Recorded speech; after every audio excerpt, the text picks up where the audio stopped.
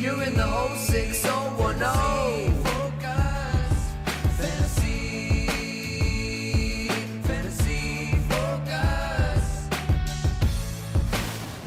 What's good, friends? Welcome into Fantasy Focus Football presented by Little Caesars alongside Mike Clay and Field Yates. My name is Daniel Dopp, and things are a little different this morning. Yeah, they actually work. We're streaming live. We figured out the issue. By the Hi, way. everyone. We did. Right now. We did figure out the issue. Yep. Are you okay with me disclosing what the issue was?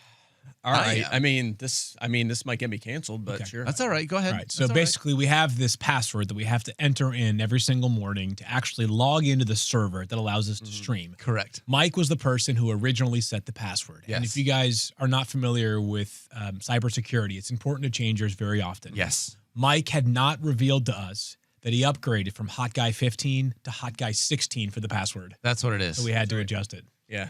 Yeah. I mean, the part he's not saying is there were some obscenities in there, too. That's accurate. I mean, honestly, but this was one of those situations where Mike came in today, like pretty much ready to be able to resign because of the shame that he felt from what's happened over the last couple of weeks. He actually came prepared with a Tua-like apology he's going to deliver to everybody now. I actually had a friend, he's one of my best friends in life, who we were living in the same dorm in freshman year of college, and he was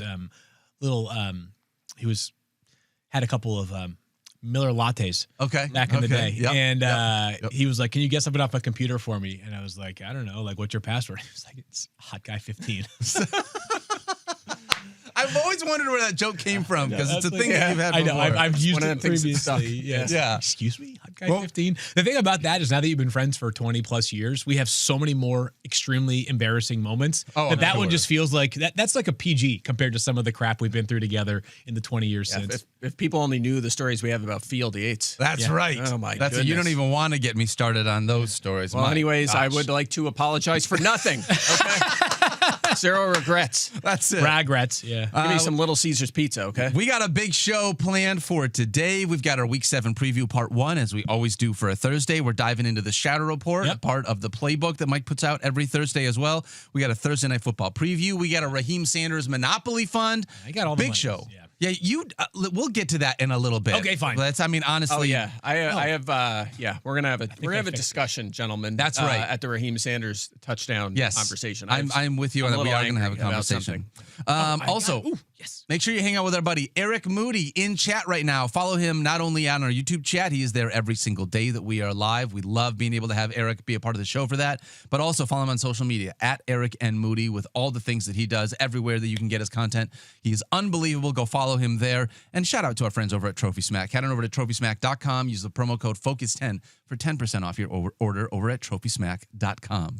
Let's dive into our Week 7 preview part 1. We each brought a couple of things to the table. Mike, I'm going to start with you today, actually. Yeah, all right. Yeah, well, Now that you fixed the password. Yes, now that I fixed exactly. it. Yeah, well, I foreshadowed this one a little bit yesterday, so let's talk about this Commanders-Cowboys game. Yes. This is going to be, we expect, again, my projected score is 32-30, so we're expecting a high-scoring fantasy bonanza, which means it'll be 17-14. Don't do that. That's what always happens. Honestly, not with the Cowboys. Like the Commanders, I could see gutting out a defensive effort like they But did they 2 weeks haven't been ago good against the Chargers. No, 2 weeks ago they did it against the Chargers, okay, right? And you're like, maybe they do have some defensive grit to them. The Cowboys, no, just no, you're right. So anyway, almost ran out of space in the playbook for lineup blocks for this one. No way. Jaden Daniels, Dak Prescott, who I'll get to in a second. We're going to include him this week. That's the notable one. Javonte Williams and Bill Krosky-Merritt. I'm going to put both of them in there with the way Krosky-Merritt's been utilized the last couple of weeks and in this matchup against Dallas. CeeDee Lamb, assuming he's back from injury. Deebo Samuel and Terry McLaurin, again, assuming McLaurin's back.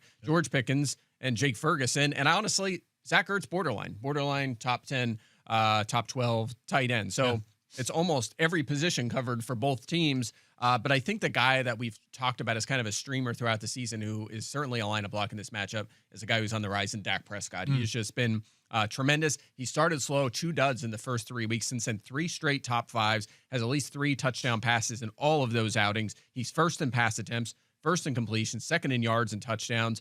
Still not running. That's a little bit of a hesitation for me going forward, just 49 yards and 14 carries. But again, great matchup here. Washington's allowed 18 plus fantasy points to the opposing quarterback in 4 consecutive games. So Dak lock him in with basically everyone else. Do you want to be the anti-Dak guy this week and make a board bet over this? No, I do not. Very compelling. Yeah, case how did that there feel? from Because I've been the one that's on the other end for Dak for the felt most part. good. It felt like validation. Yeah. Yes, that's exactly what it's it felt 1 week like. only. Okay, don't get too excited. All right. Although I do want to say, every time that you talk about Dak, you're like, I mean, he doesn't run a lot. Every time that you talked about like Peyton Manning and Tom Brady back in the day, you're like, well, they're good quarterbacks, but they don't run, which is why I only have that. Yeah. Dak Prescott, Peyton Manning, Tom Brady. Yes, the same guy. basically all in the Put him same in the Hall of echelon. You Yeah. laugh, but like Dak's career numbers, if he continues to play, and he talked recently about playing like close to his 40s, could end up as like one of the 5 highest passing yardage leaders no doubt about in the it. history of the league. That applies to any pocket passer these days. I mean, with how much they're throwing Matthew the Stafford's ball up there, man. Just stay healthy, right? Like He's already in the top 10, Stafford is. Yeah. There's been a lot of discourse recently over like, quarterbacks. Like I saw some Dan Marino comparison. Someone was comparing some modern quarterback to Dan Marino. And it was like, how is Dan Marino one of the greatest ever? And it's like, because you didn't watch football 30 Back in years the ago, 80s? 40 years ago. Correct. Now, and how it was played compared to how it is played now. What do you got, Daniel? I'm going to talk about the Eagles. I'm sorry about this, Mike Clay. But Saquon Barkley, we have outside the top 10. Yeah, that's wild. A.J. Brown is outside the top 15. What happened to our fantasy-friendly Eagles? And is there any chance that there will be something that changes this year to go back to what we knew in 2024 in the seasons beforehand? So things can definitely change because they're really talented and they're still largely intact from where they were last year with the team that dominated on the way to the Super Bowl. Yep. The offensive line feels like maybe the biggest issue for Saquon. I was doing NFL Live yesterday and we were talking about it, and our research team dug out some cool numbers, not for the Eagles, but to help explain what's going on here. Saquon has 0 20-plus yard runs so far this season. Correct. He has 0 100-yard games this season. He had 11 of those last year. Not even just rushing games, 0 100-yard games Total from scrimmage. Yeah. Yes. Saquon is also averaging 2 yards per rush before contact. Yep. Last year, that number, you want to guess it? It was like 6, wasn't it? Not that good. Was it 4? 4.2. Okay. Yeah. 4.2, which is an astronomical number. Now it's 2 on the nose. Yes, you would take there are running backs where you're like 4.2 yards per carry is not terrible. It's not great, but it's not terrible. He got 4.2 before he was touched last year on average. So we have seen an entirely different version of the offensive line. I hear you. These remind me of the fantasy traps because it's like I've moved Saquon outside of my top 10 of running backs as well, but I have Saquon on 3 teams and I'm playing him. That's It's like kind of the takeaway. The analysis is just like, hey, if he stinks again this weekend, at least you're more mentally prepared for it. Yeah. We've talked about those guys before. It's like I feel that way with Rashee Rice this week because there's talks about will he be limited, will he play a lot? It's like we can rank him 4th at receiver or 25th. We're still starting the guy. Correct. His first game back. There's no doubt. You're not starting Saquon Barkley, but part of it was talking about the matchup and just, again, the way that things have continued for all of these Eagles here. He's averaging, and you already mentioned this field, 19 touches per game. That's 7th in the NFL. So you love the volume technically that he's getting, but he's only getting 77 scrimmage yards per game. That's 21st in the NFL, averaging 4 yards per touch, only 4 touchdowns this year. That was another thing that he did really well last year was find the end zone. Yeah. Not happening this year. So, you Madden have... curse? Say that again? Madden curse? Maybe. Well, the Madden curse is it's supposed to be the year curse. of, right? Yeah, it's you peaked. If you're on the Madden cover, it's be Just Dabs wants to know. By the way, yes. So I can answer this question. That's right. Never left. Nailed it. Nailed it. you. Well done. It never well left, executed. Dad dab right there. Yeah, that was. Boom. Nailed it. Yeah, I'm telling you, Not it even never gonna do left. I can't do It that. never left. I don't know how I don't have the... You Pass. can do a dab. I don't think I can dab. I'm not That's even very gonna- I'm not asking you to moonwalk here. You can dab. I don't think so. What do? You do this? Close enough. That was all right. It's all right. I'll give it to you. All right. But anyway, That's great for an audio podcast. Anyways, Mike, keep going with yeah, this. so the Madden curse is basically like if you put it this way, if you're on the Madden cover, Yep. it's because you're coming off a peak season, right? You were essentially the best or one of the best players in the NFL. You probably were healthy for the whole season, put up big numbers, elite efficiency, scored a lot of touchdowns. As we've talked about in the past, it's so hard to do that 2 years in a row. And that was our concern with Barkley coming into the season. So Yep. that's kind of what's happening. He's fallen off a little bit. You've got no other option other than to just keep rolling him out there. You can't drafted bench him? him. You're not trading him. You're trading him for pennies on the dollar based on what you got. This week against Minnesota, only 4 running backs have topped 9.5 fantasy points against the Minnesota Vikings. Yeah. So he is running back 13 really quickly in A.J. Brown. He's wide receiver 16 in targets per game. He's getting 7.5, but he's outside the top 30 in receptions, outside the top 35 in receiving yards, and he only has 1 touchdown this year. And the Eagles have thrown for the 7th fewest passing yards so far in 2025. It's crazy that when you have a 28% target share, you'd think that you'd be thrilled with that. Yeah. But with A.J. Brown, things are just not materializing. The Minnesota Vikings have allowed the fewest fantasy points per game to wide receivers. Only 2 players have hit more than 9 fantasy points at the wide receiver position this year against Minnesota. That's unbelievable. Yeah, I think he's just a big downgrade against the Vikings. Roma Dunze and DK Metcalf. Yeah. More to come in the shadow report. I got offered a trade yesterday. Oh. My A.J. Brown for my opponents, my league mates, George Pickens. You get I get Pickens. You get Pickens and he gets A.J. Brown. That's tough because I think Pickens in this offense can hang in the top 15. And are we 100% sure A.J. Brown's on the team in a month? I think he's on the team. Yeah. I do too, but are we 100% sure? 98% sure? Yeah. That's tough. I think I would lean Brown. CeeDee Lamb's coming back. That's obviously the big variable. A.J. Brown? I would give a slight edge to A.J. Brown. I think that it's a different conversation if the Lamb was out for a long time. I think I would lean George Pickens rest of year. I wonder what Chad thinks. I accepted the offer. It's close. Yeah, I took Pickens. I think it's fine. It's close. My team needs a little bit of shaking up in that league. It's a Brock Bowers team. So I just was like, I need the jolt of energy. Like the locker room has been like a little bit of a malaise. Like I took the ping pong table out of the locker room, trying to get the guys to focus in more. Fair. Feel like the effort hasn't always been there when we needed it to be. So yeah, we have made the deal for George. I want to undo all of the analysis that I just had. Knowing now that Field traded away A.J. Brown, this is a week to start him. He will in fact go off for 27 fantasy points. Yes, that is how it will work. Put it out. Field, what about you? Well, I had a great question to ask, and then Mike kind of stole it. My first thing to follow this weekend is Rashee Rice's debut. Oh, yeah. All right, well, next topic then. So Rashee Rice, we covered that. We basically did. Rashee Rice played 0 snaps last year with both Hollywood Brown and Xavier Worthy on the field. Yep. I would say more important than Hollywood Brown's presence is Xavier Worthy in the version that he is in right now. Remember, Worthy had kind of a slow start for the Chiefs last year. He kind of really found his groove after Rashee Rice got hurt, but Rice was soaking up all the targets for the Chiefs in the first 3 games of the season. He got hurt very early. In the 4th game of the year, he had 24 catches in 3 games, did Rashee Rice. He was looking every bit the part of a top 8 wide receiver in all of fantasy football. So I'll give you guys the numbers of where we all rank them to the extent that it matters, as Mike noted. I have Xavier Worthy. I have Rashee Rice as wide receiver 12. Daniel's at 17. Mike is at 20. I've got Worthy the lowest, so I guess my optimism on Rice is met by relative pessimism on Xavier Worthy. I've got Worthy as wide receiver 26.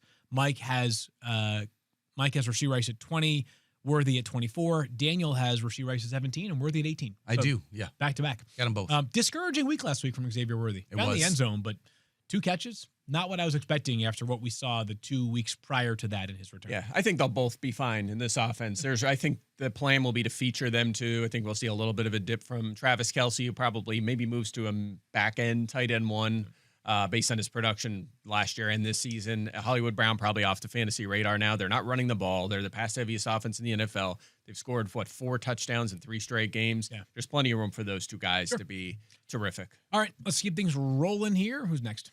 Go ahead, Mike Lake. All right, next one is we're going to talk about this Tampa Bay Buccaneers offense and how we're going to approach them here with all these injuries. And looks like Mike Evans is expected to practice again today, so we do expect him to go this week. That's not 100%, but that looks good because we're not going to have Chris Godwin. We're not going to have Emeka Ibuka this week, not to mention Jalen McMillan's still out. So Baker Mayfield, I still have QB6. That guy seems to be able to overcome anything. It doesn't matter who the wide receivers are on the field. Like, he's going to produce. So, like him, Rachaad White, RB7 for me. Still no Bucky Irving. Didn't even mention that one. He's still out. Rachaad White, a must start. Mike Evans, I'll get to him more later because he's in the shadow report, so I'll talk about that. But wide receiver 17 if he goes. And then, like, if you're in a super deeply, like Tej Johnson, Sterling Shepard, those kind of guys are names to look at. It's just going to be complete randomness. Yeah, so I would avoid. The name that I want to feature is Cade Otton because Otton, we've seen him do nothing the first month of the season. Now with the injuries piling up, he's starting to get going. 5+ targets and 10+ fantasy points in 2 straight. And I look back to last year because I wrote about this split. He was like an auto fade in drafts this year because he did almost all of his damage in 4 games last year when Mike Evans and or Chris Godwin was actually Evans was out for all of it and Godwin was out for a large chunk of it as well. Week 7 to 10 last year, he handled a 25% target share. That's 9.5 per game. Oh, wow. 8+ in all 4 of those games. He had 30 catches, 293 yards, and 3 touchdowns. He averaged 19.3 fantasy points per game and had 18+ 3 times. So we've seen it from him. Insane. This could be the guy. If you're in a tough spot, you have Bowers, whatever it may be, you need a streamer. I did rank him 13, so I'm on that kind of cusp. We talked about all those like borderline tight end 1 options, but he's in that conversation. And again, we've seen him in these situations where they don't have any choice but to feature him. They have, and it has produced big time fantasy numbers. So definitely we'll say a rare tight end streaming option here with Cade Otton. Cade Otton has always been that guy that's like the ultimate on the field and just not get production guy in fantasy football, because he's on the field all the time. Like I feel like he never comes back. Professional snap player. Yeah. Yes, that's what he does. So like for anytime you get a chance to utilize him in fantasy football, it's just exciting. Yeah, because he never gets. He's not a guy that we look at. I'm gonna go with Drake London, guys. Talk about the Atlanta Falcons. We were talking before the show about the Atlanta Falcons just a little bit. Drake London's been hot over the last 2 games, over 100 yards and a touchdown in back-to-back games, 25 fantasy points in week 4, 31.8 fantasy points in week 6. He had a bye in between those 2 weeks. Seeing over 10 targets a game, that's 3rd most in the NFL. He has absolutely benefited from a condensed target tree. This was part of what we were talking about before the show. No Darnell Mooney the last couple of weeks. Ray McLeod was a healthy scratch for a game, at least one, if not more, which was surprising to me. But he's had a heavy, super heavy workload. 3rd in targets per game, 5th in receptions per game, 5th in receiving yards per game. Thank you very much. There's long hair on your microphone. Only that'll happen, unfortunately. Probably from me.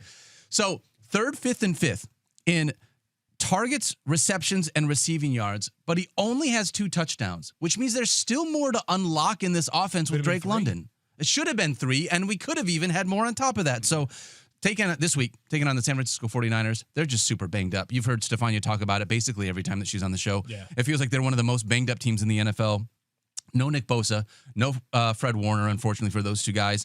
And shout out to Liz Loza. Facts versus Feelings just came out earlier this week. In there, she said that the 49ers had just given up 256 receiving yards and 2 scores to the Tampa Bay Buccaneers when they basically didn't have Chris Godwin or Mike Evans. They only had Emeka Egbuka for a portion of that game, and it was a bunch of other random guys. And still, 256 and 2 touchdowns. I'm in on not only Drake London continuing this hot streak, but potentially seeing if Darnell Mooney comes back, does he potentially do something in this offense? Yeah, we'll see. So 2 thoughts here. One, I got to check this, but you said the last 2 games for Drake London, I believe TJ Yates, friend of the program, cousin of the family, took over as wide receiver coach a couple of games ago. Oh, did he really? He's F for the wide receivers coach now. We are not actually related, but I am a big fan of TJ Yates. I hope he becomes an NFL head coach one day. That would be very cool. That's amazing. Darnell Mooney could simultaneously be one of the players that we talked about earlier in the week. As like, you can drop him now if you'd like, but we could also see like a deeper league. I think there are worse players to potentially stash. We were discussing this because he's kind of, I happened to scoop him on waivers in the War Room League, 16-team league, which is very deep, obviously. He's kind of had the perfect storm of circumstances to explain this slow start, right? Yep. Week 1, he's out because of injury. Yep. Week 2, they play a game, Sunday Night Football against the Vikings, and it's a defensive slugfest, right? They just basically ball out defensively. They don't really need much offensively. He gets hurt in week 3. He misses weeks 4 and week 6. Week 5 is a bye. Week 5 is a bye. Yeah. So, I mean, this guy was amazing for them. He was really good last year. Yeah, he was great. He's a 1,000-yard receiver once previously in his career. So, don't know what to make of him, but if he's out there in your league, I think there are worse end-of-bench stashes. Totally agree with that. No doubt. He's a good player, one of the better, a solid number 2 receiver in the NFL, and he was fine in fantasy last year. Like, he's going to be fine. I think in 12-team leagues, he's a guy we're generally going to rank around a flex option, fringe flex option. He'll be usable during bye weeks. And by the way, Michael Penix Jr. had 20 completions on Monday night. 16 of them went to Bijan and Drake London. 0 wide receiver catches for anybody other than Drake London on Monday night. So at some point, defenses are going to say, tilt the coverage to that guy, make somebody else beat you. Perhaps Darnell Mooney benefits just a little bit. You say that, but when Drake London gets 16 targets a game. No. He's I'm not saying to the point that Drake is not a total rock star for fantasy, but you would think defenses would say, can somebody else beat us a little bit? Yeah, look, London's target share this season is 33%. Last year it was like 29%. Yeah. So it's up a little bit. That might come down a tiny bit, but he's not far off. That could also, I mean, that 4% could easily be because of all the things that you just laid out about Darnell Mooney not being there, right? So, all right, go ahead. Big question this week. Yep. Because some people have been riding this player as their starting quarterback. Can you start Justin Fields against the Carolina Panthers? Here's the positive. The Panthers have allowed 22.3 or more fantasy points in 3 straight games to opposing Oh, my gosh. Now, they've seen some reasonable, maybe even very good quarterbacks in that time, right? The likes of Drake May and also Dak Prescott, who they played this past weekend, plus Tua got them 2 weeks ago. Tua, I would say, is in a different category than Drake May and also Dak Prescott, but still, Tua can have his moments here. I just think Justin Fields, like on paper, is a very hard player to trust. He's had 2 absolute abomination games this season. Week 6 against the Broncos, 4.9 fantasy points. He actually played the entirety of that game. Against the Bills, he got hurt, but he had under 4 fantasy points when he got concussed. You can toss that Week 2 game away, but we have a sample size that goes to his Chicago tenure especially, where Justin's just a hard guy to trust because there's a lot of greatness and there's a lot of fantasy duds as well. Mike and I have him as quarterback 11 this week. Daniel's up at quarterback 9. I get it. And Daniel, as Daniel noted, the Broncos are a tough defense to run the ball against. The Panthers, not quite as tough. That being said, yes. Do you trust Justin Fields? Like, do you just trust him? I think you've got to be like an all-time vegetable farmer to trust him because you'd like the onions that you have to be able to start Justin Fields. It's like, is a vegetable farmer one of those terms like Keystone Cop that I just never we just heard never of? got? We I never don't know got what that is either. I don't know what's happening. We'll explain Keystone Lot Cop of to you onions. later. Okay. But like, you can't look at Justin Fields. Like, there's two thoughts, and you already laid them out. It's just like he has this unbelievable rushing upside that is a 20 to 30 point like a week guy. And then just one play sometimes. Absolutely. And he can just take it off. And he's got the goal line ability and all the stuff that he has in that offense. And then it's just like, but what about those other weeks when you like, he gets you 4.8 fantasy points because he can't throw the football and he gets shut down in the running game. Yeah, it's tough. I mean, he has 25 plus fantasy points in 3 of his 4 full games this That's season. unbelievable. Which is unreal. 25 plus. Now, I will say this. Week 1 felt a little fluky. The Steelers kind of started slow on defense. They picked it up. The last 2 big games were against Dallas and Miami. Yeah. Garbage time and Dallas, Miami. Yes. Yeah. And you expect that from Carolina as well in 2 ways. Not just that we believe the Carolina defense is better than the Dallas or Miami defense. The Jets defense played well this past weekend. Do you expect the Jets to find themselves down 24-6 in the fourth quarter to the Panthers? The answer might be no. Yeah. Yeah. Garbage time will be a theme of this podcast later on in a almost hilarious way. I would. So, and a reminder that this week we've got 2 teams on bye, right? We've got Lamar and Josh Allen. But those guys don't matter for fantasy. Lamar and Josh. Correct. Yeah. I was like, for a second, you had me because I was like, what do you mean they don't matter for fantasy football? Matter for 1 week only. Definitely the quarterback rankings this week are a little bit adjusted because 2 of the top, 4 at worst every single week in our rankings are unavailable. So Justin's a tricky one. Good luck. Yes. I have Justin every time that I just drafted Justin Fields in the preseason. I think there was 2 teams. I paired him with somebody else. So like I have Justin plus like Drake May and Justin plus, I forget the other one who I have, but Justin plus somebody else. So I have the decision. I'll probably pivot. I mean, Drake May is an obvious. I mean, that's a little less like woohoo. Like, look at me, I'm so audacious to start Drake May. You're like, let me make sure I got Drake May. Maybe it's Justin Herbert or something where it's conversational. Let me ask you this, and actually, I'm going to ask chat if you guys had Justin Fields on your fantasy squad heading into week 7, would he be a starter for you, or would you rather bench him? I would love to know what chat thinks. I think we would all rather bench him. It's just a matter of what your other options. What you have to do, correct. Speaking of chat, really quickly though, we did get an answer on the George Pickens AJ Brown conversation. 78% would go with George Pickens. Yeah, interesting. Right. It's gonna be tricky. Again, I took the trade. We'll see. I needed to really kind of kickstart this roster, so I thought that maybe the short-term gain I might get could outweigh the potential downside, which, if CeeDee Lamb comes back and commands a 32% target share, maybe George Pickens. Which he will. I mean, if you look back at first of all, A.J. Brown's, he's struggled, but the targets have been there. George Pickens was not seeing much work with CeeDee Lamb on the field. And that might change now to an extent, but to what extent? We shall see. Yep. Is he going to get a quarter of their targets? I'm not so sure. Michael. All right. Speaking of players that have feasted on Miami and Dallas defenses, it's time to check this out. Check this out. Check this out. Check this out. Check this out. Check this out. Check this out. It's time to check this out. Check this out. The football's the best part. I was just going to say that. You fumbling the football You're is like the best watching me part. fail. That's what this is. It happens so rarely. We got to enjoy it. Well, you know what? I was going to say I did not fail by using Rico Dowdle last week, but I did because I played you. Yes! And I got bejoned. The idea that I could win when someone started Rico Dowdle against me, that's true. That's big. That's true. I mean, we were the top 2 scoring teams by far last week. Were. You just I happened to play you. That's the second time that's happened to me this year. I have the most points scored and the most points against in that league. That is such a ambulance. Yes. I've got the tiniest violin to Look, play for you. I'm not complaining necessarily. I mean, my team is great. I'm happy. Necessarily, I think Mike is complaining. Going forward, I feel good. Playing me this week, so you better watch out. You better not cry. Anyway, check this out.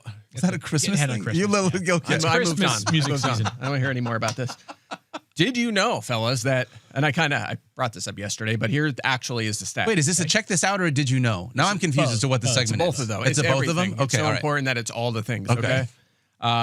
Rico Dowdle is the 6th player since at least 1970 to produce 230-plus scrimmage yards in consecutive games. Yeah. The last one to do it? Le'Veon Bell. Thank you. You I guys knew were paying that. attention. Yeah, we were paying attention. However, and here, I'll give you some more numbers on that. 234 yards and a touchdown, 26 touches back in week 5. Last week, 239 yards and 1 touchdown on a career-high 34 touches in the revenge game against the Cowboys. Now, here's the thing. Those games came against Dallas and Miami. They rank 31st and 32nd in defensive EPA. Yeah, that's as good as it gets. Yes. They had the 2 lightest possible matchups, and he delivered. Now, look, he still had 230 yards. It's not like he had 100 yards and just did good, which would have been good. He had great days. However, I did tweet something along the lines about this backfield and how it might be deployed going forward. And the feedback, as usual on social media, was all over the place. Like, Hubbard's not going anywhere, or Rico, I know he's so good, he has to be the clear lead back now. The answer is going to be somewhere in the middle. Like, they're gonna split this backfield, you would think. Remember, Chuba Hubbard has been their lead back for 2 seasons. He was through week 4 this year. They signed him to a contract extension last year. Yeah. He's a good, reliable running back. And you cannot give Rico Dowdle 30 touches. Like, you can maybe give him 18 to 20, something like that. But this is a backfield I expect to be split moving forward. So if you can take if you could work the trade market and someone's buying into Dowdle as like a running back 1 now, and apparently, based on my mentions, those people exist. Yeah. Now's the time. Now's the time to move. Because Hubbard, by the way, back at practice. You forgot something, because on social media, you forgot in response to your tweet, you're a bleeping moron, you bleeping piece of useless life. Oh, yeah. A lot of inappropriate. I just post like 1 + 1 is 2, and I get those replies. I'm saying, it doesn't matter what you could burp the alphabet and people would yell at you for 8 straight days. I think this has a chance to become Seattle's backfield, but good. Mm-hmm. Because the Panthers have shown they can run the heck out of the ball. Yeah. Like, I get it, the schedule has been softer than what Seattle has faced, but could you see a 55-45 split where both guys get, 11 to 12 carries per game? Maybe they each get 2 targets, and you see them actually produce, as opposed to Seattle's guys, which, other than Kenneth Walker III occasionally, Zach Charbonnet does not produce. He just falls into the end zone. Yeah. You're still looking at potentially like 30 to 35 touches for these 2 running backs. If they each get 10 to 12 carries, they each get a target or 2, right? Game script should be good this weekend. They play the Jets, we talked about just a moment ago. So they shut down the Broncos running backs last week. Like, they've been fine against running backs, but it's a much tougher matchup than we have seen for Rico Dowdle the last couple of weeks. So it was kind of a perfect storm from the last couple of weeks, including the revenge game, but 2 great matchups, and no Hubbard. But Hubbard's not going to just be a 5-touch guy. When he's healthy, of course, he's going to be a factor involved, and Dowdle's going to come back to earth. So that's my feeling. I think these guys are probably both on the flex radar. I am ranking Dowdle slightly ahead of Hubbard for this week, but once he comes back to earth, I could definitely see it being Hubbard having a little edge once things settle down. So we'll see. I've got Dowdle slightly ahead of Hubbard as well, just in part because, back-to-back games over 200 yards, it's tough to be like, well, they're going to keep featuring the hot hand, right? Plus a guy returning from injury, so hopefully we're going to ease him back in. Exactly. So use that as an excuse to play the other guy a little bit more. Yes. This week at least, I have it the same way. You have the same thing? Yeah. You have Rico Dowdle ahead? Yeah. So what's next? All right. I'm going to talk about Courtland Sutton, guys. I think he's ranked too low this week. Low. I think he's ranked a little bit too low. Okay. Last week was shadowed by Sauce Gardner, by everyone other than me. Okay, got it. I'm trying to make sure I have a good Sutton debate I got to decide on. So this is great. This is great. I'm just using this. All right. So Courtland Sutton last week shadowed by Sauce Gardner. Mike, you talked about that on shadow report. Throw that one away. Yep. And he did not play well. No, 17 yards on 1 catch. On 1 catch. Yeah. So it was not great.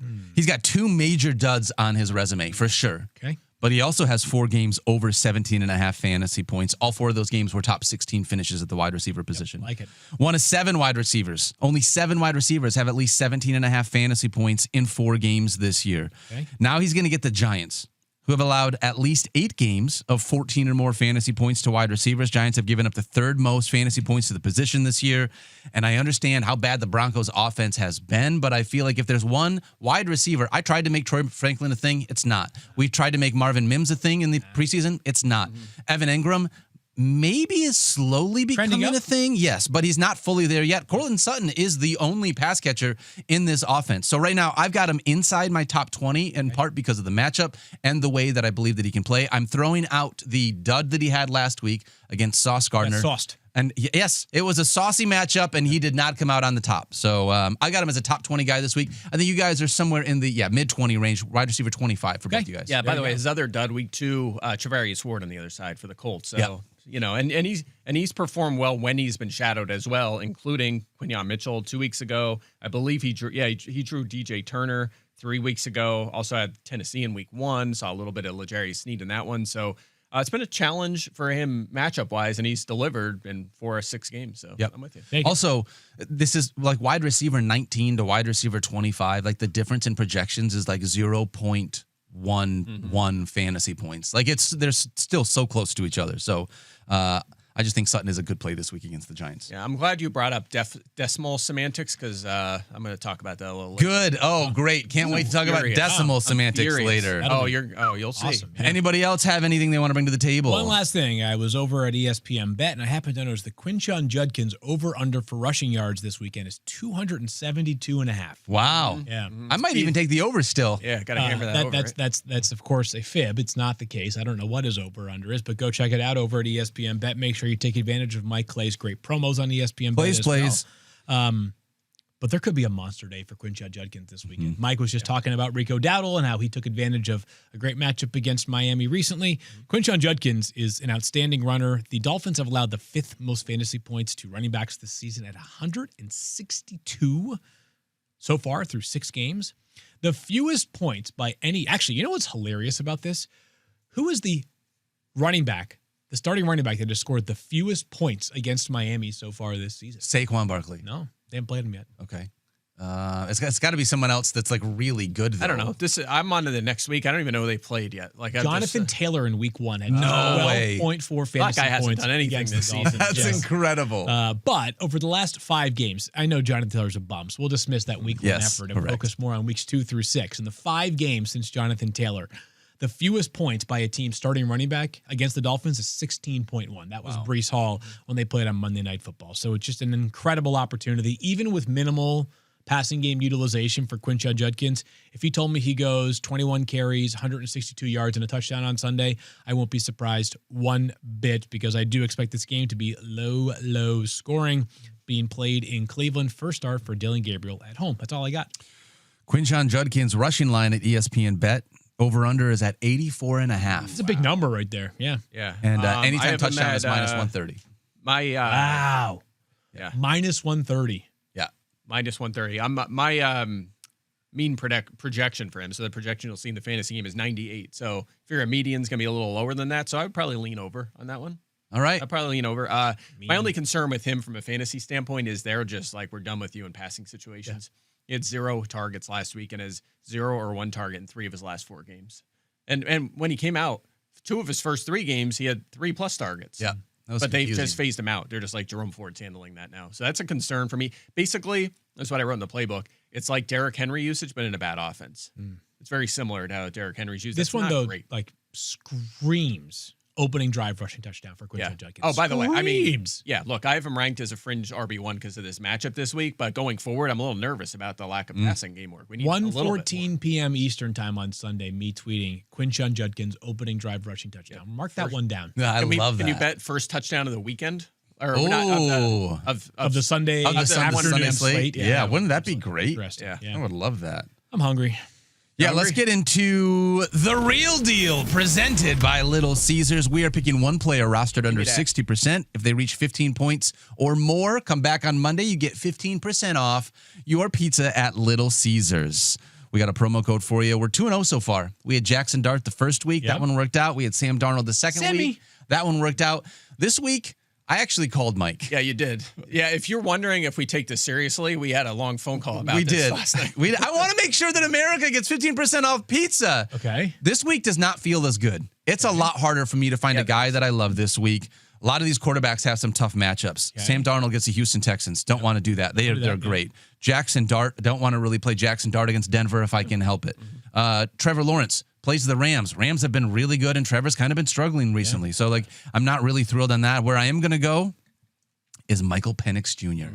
Taking on the San Francisco 49ers, hoping that with this banged up defense, that Michael Penix Jr. and everything the Atlanta Falcons did on offense last week can just keep it right on rolling here in week 7. Okay. Ideally, we need to have him get in the end zone twice. I need 2 passing touchdowns because last week he had 250 yards and 1 touchdown and had 14.6 fantasy points. Yeah. So he basically needs to get 2 passing touchdowns in order for this to pay off, unless he's going to throw for over 300 yards. That's not a thing he does. However, with it being the week that it is, this was the best option for us. So we're all in on Michael Penix, hopefully bringing home. We can get there. 15% for us. He was running a little bit to begin the year. We haven't seen it as much of late, but they've only played 5 games, so opportunity for him to bounce back. If you get a rushing touchdown, you're almost halfway there. Honestly, rushing touchdown will be ideal. That shows you the value. I mean, 15.61. I mean, it's as we are looking through these quarterbacks, we're like, man, most of these guys got there like twice this year so far. We're in week 7. Like these guys have hit 15 like twice.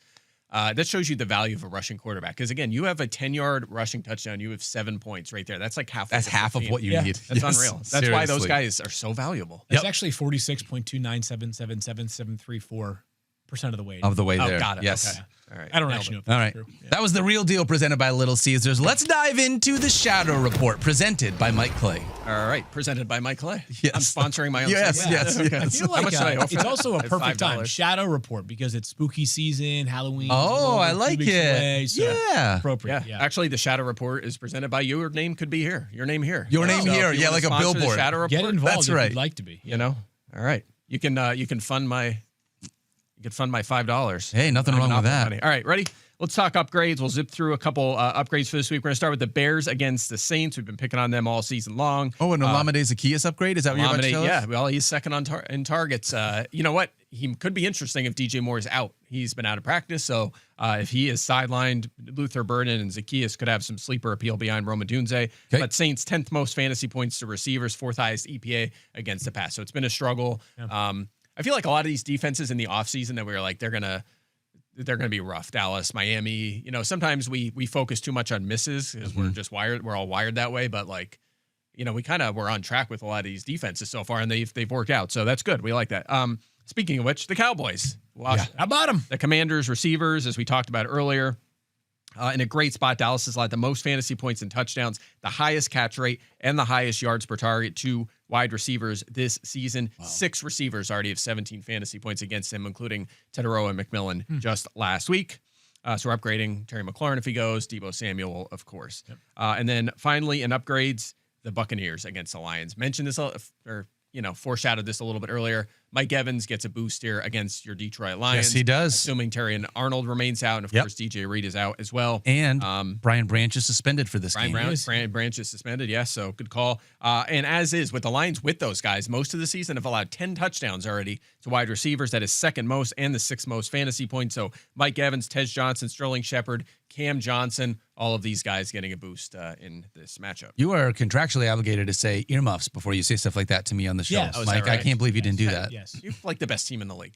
You're good. Okay. All right, I'll take that. All right, I'll take the best team in the league. We don't have to do that to you. When Wait, your Daniel's a team's- Colts fan? Stop, Field. Why you gotta be like that? By record, the Bucs and the Colts. I don't know. They're so good. I'm feeling good about my NFC champion Lions pick. I am not feeling good about my AFC champion Ravens pick at the moment. No, it's not over yet. Don't worry.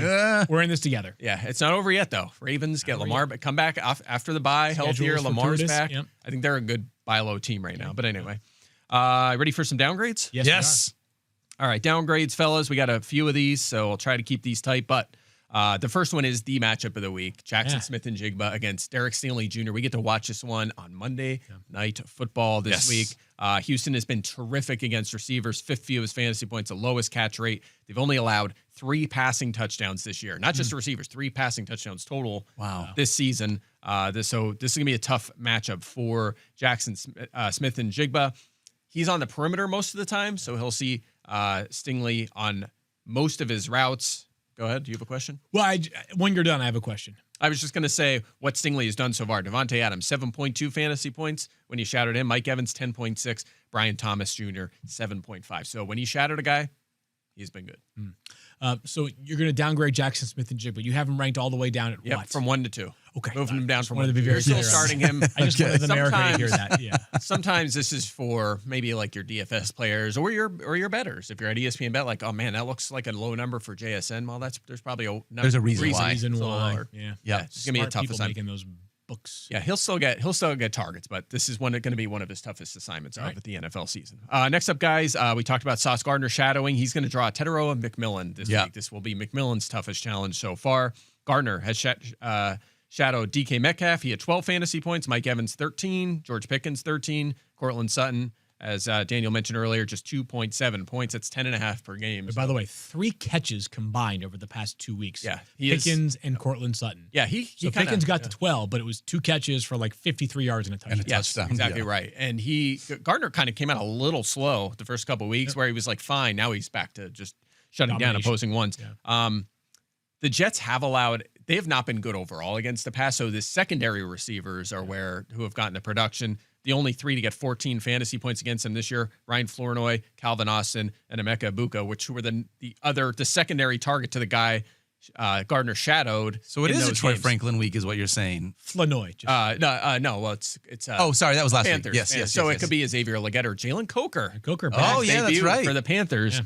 I think that guy might be busy. I think there's room for a second receiver, and Legette has not got. I feel like Legette is a good player that just had he has the raw talent to be like a difference maker. You've seen it, like that touchdown catch the other week. 32nd pick in the draft. Yeah, it just hasn't happened for him yet. But maybe Jalen Coker has a big second half. So ready? Name to watch there. Next one, guys, is DK Metcalf against DJ Turner, who kind of quietly has emerged as a every week shadow corner. Cincinnati's been looking for this for a long time. Tonight, of course. Yeah. Yeah, and that one's tonight, of course. Yeah. So, but we're going to talk about it here because we're going to talk about other stuff later. But he has shadowed Travis Hunter. He had 5 points. Justin Jefferson, 12.5. So he did a nice job there. Cortland Sutton, 19. He had a good game. Jamison Williams had 1.9. Romeo Dobbs had 10.5. Six of the top 7 wide receiver performances against the Bengals this season have come from players who did not get shadowed by DJ Turner. Okay. So he's done a nice job kind of slowing those guys down. Unfortunately, I don't know what other Steelers receiver. You're looking at Calvin Austin's out. So yeah. I don't think you're going that direction. But anyway. Yeah. By the way, DK Metcalf has been incredibly touchdown dependent this season. Yeah. One of the top. Oh, sorry. I'm going to leave it there. I think you're getting there. I gotcha. Okay. We're getting to that later? Yeah. All right. Thursday Night Football preview. Oh, okay. All right. We'll save that. I could have saved that, but we're doing it in the Shadow Report. Anyway, a couple more here. Wan'Dale Robinson against Denver. I wanted to mention this one because I don't think he'll draw Pat Surtain. Surtain is shadowed in every game, but there's always been a clear number 1 perimeter receiver. That is not the case here for Wan'Dale Robinson, who is usually in the slot about 3/4 of the time. Nonetheless, though, a tough matchup for the Giants wide receiver. So downgrade those. Really good litmus test for the Giants this weekend. Agreed. Does he just live on Darius Slayton on the outside? Like, does he ever travel to the? He'll be on. Slayton's probably not plays. playing.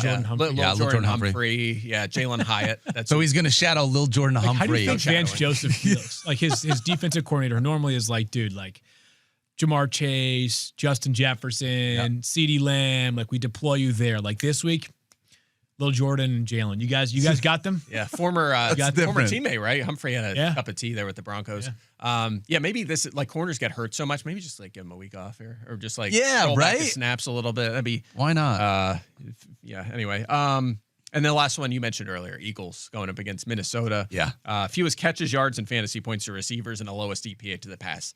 And a revenge game for red hot Isaiah Rodgers against his old team. So yeah, it's gonna be a tough challenge for our friends in Philadelphia. That was a good shadow report, Mike Clay. Yeah, well, do we have our full screen? Do we have a couple of other shadows to be able to dive into? Maybe a few more? Those were the upgrades and downgrades, right? Yeah, those were the upgrades and downgrades. Just a couple others to watch super quick. Jerry Jeudy against Rasul Douglas, who's been shadowing. Do I have to watch Jerry Jeudy play football? You don't have to. Okay. You don't have to. Kind of a neutral matchup here. Douglas has been fine, but we're not moving the needle on Jeudy. Justin Jefferson. It looks like Quinyon Mitchell's actually going to play in this game, which I did not expect initially, but it looks like he's going to go. He'll probably shadow Justin Jefferson. He's been fine, but a couple big games he'll have the last couple of weeks, so not really worried about that one. You're never worried about Justin Jefferson. I would look at Jordan Addison on the other side. That's been a big, and he's going to sneeze. Oh, I'm trying so hard to keep it just in. let it out, 'cause you are a violent sneezer. I know. It That's sounds why like an earthquake I when you turned. I sneeze. didn't. I was trying not to interrupt the show. And Do Mike, it. Do it. no. Do it. Do it. I was Do too it. late. I can't. Key information, and you were gonna blow it. I held it inside. That means the next one is going to be extra aggressive. It's So gonna be I like, apologize. you should start Achoo against the this week. Yes, that's the play of the week. That's the it. top That's it. secret play of the week. Jordan Addison. The Eagles have been struggling at number 2 corner. Would not be surprised if they address that with a trade at the deadline. Oh boy, yeah. So watch out. Doray Jackson, Keely Ringo. They can't solve that. So we're upgrading Jordan Addison, and if Mitchell is a surprise inactive, we're upgrading everyone here because it's going to be a mess for the Philly at perimeter corner. Sounds like Carson Wentz going to play against his former team, by the way. You think so? I think he goes. I think All right. All right. We'll keep an eye on that. And last one, Cortland Sutton, your guy, against Paul Adebo. The one thing I would say about this is the Giants have allowed the 3rd most fantasy points to receivers, but they face a ton of volume, the 2nd most receiver targets. Their efficiency has been fine so far and better lately. So, again, I think I'm not really moving the needle on Sutton here, but it's notable Adebo probably covers him in this one. I think we both have. I mean, he's in that low end wide receiver too. Yeah, no doubt. Very high end flex. No doubt. Conversation. All right. All right.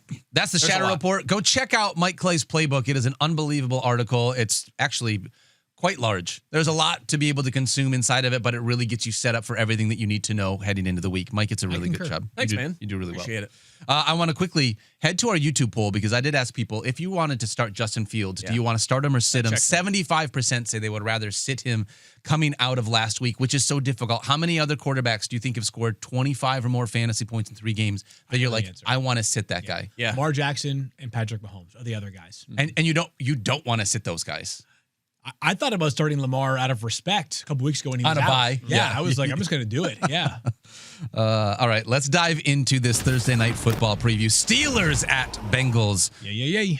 Our producer Tyler is a Bengals fan, so I'm going to ask Tyler to earmuffs while we talk about this game really quickly. Let's start over there with you, Mike In Clay. Cincinnati, which What is is notable only because did you guys see the turf last weekend in Pittsburgh? The grass, it was awful. not great? They're already replacing it, but it was so bad. So I'm glad this game is being played in Cincy. Yeah, no doubt. Mike, what are you First one looking for me? Yeah, I'm going to talk about Chase Brown a little bit. We mentioned this guy a little bit yesterday, but I want to put some numbers on the change in his role in this Bengals offense. First 4 games, 68% of the snaps and 78% of their called running plays went to him. Over the last 2 games, just 53% of the snaps and 59% of their runs. Yikes. He has outsnapped during that 2-game span. He has outsnapped Samaje Perine 64 to 56. It's That's basically not an even big. timeshare. That is not good at all. He's still 7th among running backs in targets and catches, but he hasn't cleared 10 carries since week 2. He hasn't scored more than 13.1 fantasy points in a game this season. Now you go up against the Steelers defense that just keeps getting better and better. Yeah. I mean, they're like, oh, we lost Alex Highsmith for a few weeks. Oh, Nick Herbig's just like the best edge rusher in the NFL. Like It's ridiculous. they're just loaded with talent. It's unbelievable. When in doubt, draft a Herbig if you're a Steeler. Yeah, no doubt. So Chase Brown headed the wrong direction. I have him 27th, so a flex option, but you're going into Thursday night. But it's appropriate. How many times has he finished as a top 20 running back this season? 0. Correct. Yeah. So Doesn't feel good. Certainly a guy that you can leave on your bench if you would like. Agreed, unfortunately. Field, what about you? I'm going to tie to another Chase. I want to play a little bit of trivia here, and I'm not intending to lead the witness, but I want you guys to hear me out. Do you anticipate this game tonight to be close or a blowout? Man, it's tough. Thursday night. It's in Cincinnati. They're gonna have a little energy.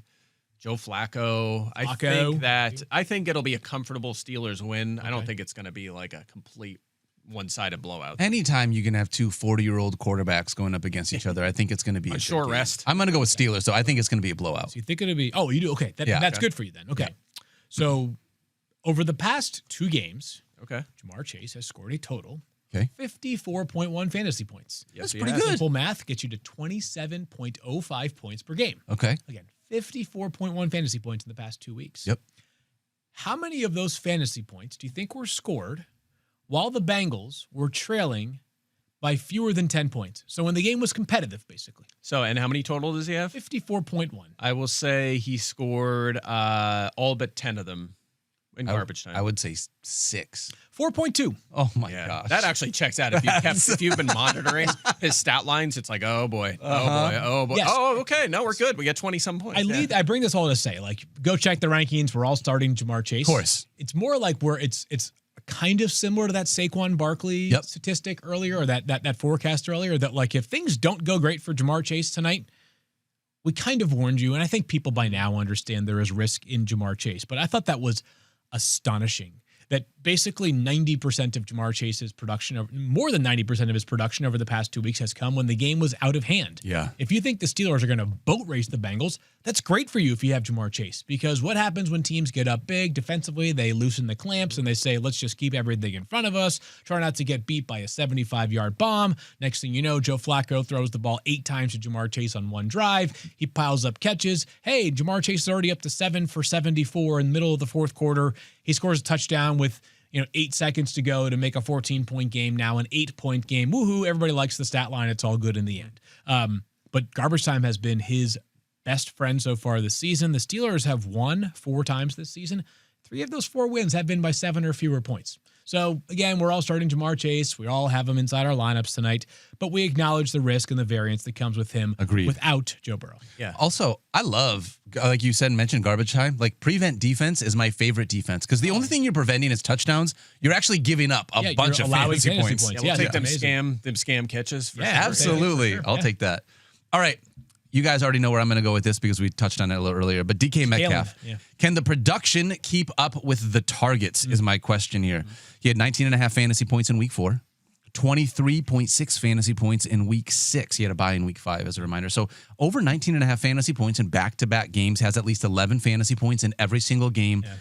But I want you to look at his stat lines. Okay. Against Seattle, 3 for 20 and a touchdown. Okay. Against New England, 3 for 32 and a touchdown. Okay. Against Minnesota, 5 for 126 and a touchdown. Okay. Against Cleveland, 4 for 95 and a touchdown. When I see that over the last month, the big thing that stands out to me is he's never topped 5 catches. Yep. Always been held under 5 catches. Yep. And touchdown regression has to eventually hit because he's catching touchdown passes in every single game. Sure. And how are you only catching 5 passes a game? Mind you, he's done that once. When the people that you're competing with are Ben Skoranek and Roman Wilson and Scotty Miller and Calvin Austin. Dude, I mean, a couple things here. First of all, no quarterback is getting the ball out faster this year than Aaron Rodgers. He's 40, and the offensive line is young. They're playing better, but they're young, so he's getting the ball out fast. Quick. Second of all, Arthur Smith's the offensive coordinator, and they're going to do what's working, and they're 4-1. Now, I would argue that they have it's sort of like a smoke and mirrors 4-1, and they're very fortunate to play in the AFC North. Agreed. But we need the Steelers to lose a few games in a row to kind of rattle the cage of the offense and get DK unlocked. Yeah, this is Steelers team that is averaging 28 pass attempts per game, which is the third fewest in the NFL. Yeah, and some of that's game script, of course. We expect a game script that allows a lot of running in this game too against the Bengals. I will say this: his target share 23% up from the last couple of years. This is kind of his game. He's kind of a guy that's not going to see a huge target number. You're right, though. He's been lucky in the touchdown department. His expected total is 1.7. He has 3 end zone targets, so he's been lucky there. But to your point about getting it out quickly, his average depth of target is a career low 9.2, which in a lot of ways is good because that means we're going to get some more high percentage throws, get some PPR reception. So there's some hope here in more competitive games. The problem is, again, in this game where we expect them to win, again, I don't think they're going to win 40-10. Maybe they will. I mean, I have my score projection is pretty wide, but we need it early, right? Because they're probably going to be able to run the ball in the second half. So hopefully he catches a touchdown, has a couple big plays, and then we're good. It's just figuring out whether or not that production can keep up with the limited volume that he's had because he has been very touchdown dependent at this point. If he's not getting in the end zone, all of a sudden you're going to start seeing some of those fantasy production points really fall off. I have to make a decision here. I have DK and Jalen Warren in FF now. Probably no Puka Nacua or James Cook this week, so I have some decisions to make. FF now lineup. Which decision are you making when you are choosing who wins this football game, Mike Clay? I'm taking the Steelers, and I know I said I think it'll be they'll hang a little bit, but I have a very wide projection of 12 points here, 29-17. Wow, that's a big one. That is a big number. I'm going. You go first, Daniel. I'm going to take the Steelers. My projection is 30-18. That's way off. Field? Tyler, this one's for you. Let's do it, baby. Bengals 23, Steelers 20. Wow. Yes. Hooray! Let's go. Love that. All right. Oh, we got one more thing we're going to dive into before we get out of here. I might retire. I felt like that was, I mean, honestly, we should have ended the show on that note. We can't, No, but like we talk should about my Raheim Sanders. Oh, okay. stuff. All right. Now let's do this. The Later Raheim Sanders Monopoly Fund. Am I done? Did it again. Yep. Honestly, I can't believe that this has happened. We did it. I mean Field did it again, but Field, you hit on a player under 0.3% rostered that got a touchdown. Your player you chose in week 6 was Hez Johnson. Yeah, under 0.3%, you said, right? under 0.3%. Yeah. Okay. Unbelievable. So you get even more money from this thing. Dude, I got all the monies right here. Look We at have this. now, and mind you, there was 1 week. I would like to see you get this money here in this jar as well. Yes, just give me my monies. We had 1 week in which we have not hit, but 5 of our 6 weeks, we have hit this touchdown, or sorry, 4 of our 5 weeks, so we didn't do week 1. We have hit this play. So It's funny because I thought we had a 3 of 5. we technically, our producer, one of the weeks chose a player that was Was 1% Cole Kmet. rostered. Yeah. It was Cole Kmet. Didn't got it, realize got that it. we had changed the rules, so that's why. But still, like I remember when I was pitching this idea in the preseason, the concept was maybe by like week 13, this fake money pot had grown to like $15,000, and we're all like, dude, I finally hit it. Well, stop picking good players then. They're available in 99.8% of leagues. Well, That's on that note- unbelievable, honestly. Okay. On that note, so this is where my rant comes in, okay? Okay. Because now you said, and I intentionally followed up in here, you said under 0.3%. Oh, because I chose a player. It was So Field hit, Okay. was he which means now it should be what? under 0.15%? Under, or under 2%. Under Is fair, 'cause we don't have sure. the rounding numbers Yeah, we in don't the have- game, so under Okay. 2%. Yep. I'm a rounding guy. So last night when Tyler texted me, our producer, and said, hey, can you send me your name? I said under 0.2% now, right? And he said 0.2 or lower. And I said, someone wants to cheat and use Zay Jones because I noticed Jones was at 0.2%. And who did it? Wow. Okay. Who did it? Okay. So Not me. who Hold on. cheated? Hold on I now. did a 0.2% player, but I thought that was allowed. If it's under 0.3, why would it not be under 0.2? Okay. Hold on. So we are pulling the curtain back. Wow. So Yeah. Daniel and I actually both submitted Van Jefferson. At the exact same time. did you really? We Wow. texted Okay. Tyler, our producer, and they both say 12:09 p.m. No Van way. Jefferson. So What's he? What is his own 0.2%. Okay. So I will adjust my pick if you want me to. Did you go Zay Jones? I don't even know who So picked I Zay was like, Jones. oh, no problem. I'll go to Zay Jones. Just as Yeah. I don't know. Like I thought. I think both. hold on, I think we got 2 good picks Well, here, no, I was Field. going through and I saw Zay Jones. I was like, oh yeah, nobody's 0.2, can't take him. And then when as soon as he said 2.2 or under, I was like, someone took Zay Jones for sure. So. The Yeah. hilarity of this all is that my best pick of the year was Xavier Hutchinson with 2 touchdowns, and he was 0.1% Yes, rostered. correct. So- Yeah, Correct. Well, anyway, I picked someone within the spirit of the rules, but Yeah. you guys can cheat. It's fine. Dang it. Yeah, because Yeah, Van Jefferson exactly. is 0.2% It's okay for rostered. this week. We'll All leave right. it. We'll Who leave do it you for- have then? That's I 0.1%. actually. So the thing is that like you're making that the story, Mike. I don't think that's the story. What's the story? I think the story is we're now into week 7, and only one person hasn't hit. Yeah. Is this going to be like when Deontay Johnson didn't score a touchdown? Every week we're going to talk about it, and then every week it doesn't happen. I'm Trey McBride because week 18 You're gonna I'm hit going to it. get in the end zone. Absolutely. Yeah, That's no what's one's going to happen. win now for like 10 straight weeks. And then Yeah. Honestly, I was saying to Tyler, I was like, Tyler, I don't want to win this week. If I win this week, I only get $20. I need the pot to build so Yeah. that I can, because right now, Fields, you've got a good amount of money right now built I'm up, right? filthy rich. I'm literally going to go buy a horse. Are you the person that only plays the lottery when it's $1 billion? That's exactly it. It's not worth it. When it's 400 million, it's not worth not it for enough me for to you. stop. That's not life changing. That's A billion, no that's way. life-changing. I Yeah. love when After people say taxes, stupid stuff like that. That's so dumb. All right, Mike. Well, you know who our players are. Who's your player? So then? I went with the spirit of the game, and I went with probably the biggest long shot we've had in this game so far. All right, I don't even know. I know you know who this guy is. I don't know if you do. I'm going with Kanata Mumfield. Wow. Yeah, The Rams. Let's go. 0% rostered at ESPN. 7th round rookie, of course. Akron and Pitt, Pitt. Yeah, so what I'm watching here is Puka Nacua probably out here. If he plays, then this is going to look really dumb. But Tutu Atwell may not go either. Yeah. Mumfield almost scored last week. He has 2 career targets. They were both last week. He caught one of them for 7 yards. Undersized receiver, but they ran him on a wheel route, and Matthew Stafford just missed him. He almost had a 50-yard-ish touchdown last week. So I think he's going to see some expanded playing time here. Maybe plays half the snaps and hits for a touchdown. So Again, I feel like this is within the spirit of the That's game. not This bad. is a very That's not bad. extreme long shot. I thought about going with Xavier Smith or maybe even Davis Allen in that same offense, both 0.1% rostered, but I didn't want to, do all that. So, all right, I'm going to go with Van Jefferson. You got your guy. No, what's his name again? Kanata Mumfield. Yeah. Okay. All right, great. I am sticking with Zay Jones, I guess, who, by the way, had 5 catches for 67 yards last week. Yes. Marvin Harrison Jr. remains in concussion protocol as of yesterday afternoon. So, Correct. I am up to $80 collected, $80 Monopoly dollars collected, because we did have a couple of weeks where we didn't technically hit, so it told, right? It built up. So we had 1 week where it didn't hit. I'm up to $80 now. And then, Mike, you've collected $20 so far. I do. Got my cash right here. I've collected $0. Our producers have technically collected $0. They did hit on Cole Kmet. Unfortunately, we had the whole situation. This week, they're going back to the well with the tight end. And Drew Sample, who is 1.1% rostered. Mike Gesicki on IR, so it's a Noah Fant show there. I think Tanner Hudson's out as well, so Sample could see an extra target. Sample playing for Tyler's Bengals tonight. Love that. All right. That is our Raheim Sanders Monopoly Fund. I actually cannot believe that we've hit it so often. It does make me feel like I need to start going to ESPN Bet and putting down an anytime touchdown on some of these players that we're talking about. At least one person on Twitter last week was like, "Did you guys do it again?"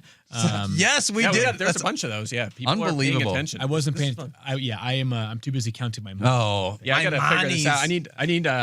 I need enough where like we get our 15% off, and then I can. Oh, that's perfect. I don't have a lot of money. I have a little, so I need 50% off, so I could get some extra pizza. If these could just actually be Little Caesars bucks, that would be perfect for I put us. mine in. I don't think. Yeah, I don't think you did, Mike. You probably didn't pay attention. $20. All right, speaking of, thank you for watching today's show presented by Little Caesars. That's going to do it for us today. Have a ton of fun watching Thursday Night Football, and make sure you come back and hang out with us tomorrow for part 2 of our Week 7 preview. We'll see you guys later. Later. You're in the 06010.